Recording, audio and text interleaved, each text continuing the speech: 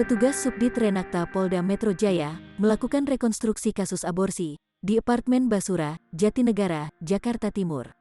Rekonstruksi sebagai rangkaian penyidikan usai kasus terungkap Desember tahun 2020 lalu.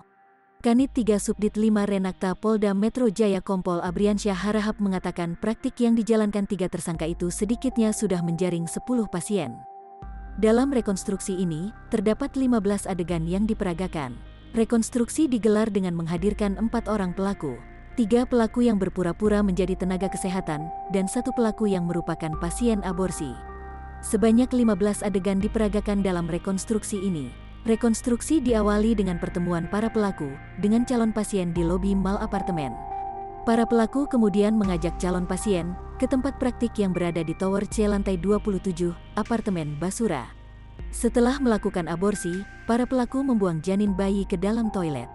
Berdasarkan pemeriksaan polisi, para pelaku biasa mencari korban melalui media sosial. Mereka mengaku, praktik aborsi sudah dilakukan sebanyak 10 kali. Tarif yang dikenakan para pelaku untuk melakukan sekali aborsi bervariasi, sekitar 10 juta hingga 15 juta rupiah, tergantung usia kandungan. Seusai rekonstruksi, para pelaku kembali dibawa ke tahanan Polda Metro Jaya. Biar rekonstruksi untuk kejadian lebih kurang bulan Desember. Kemudian untuk modus operandinya sendiri melalui akun di sosial media, salah satu akun di sosial media.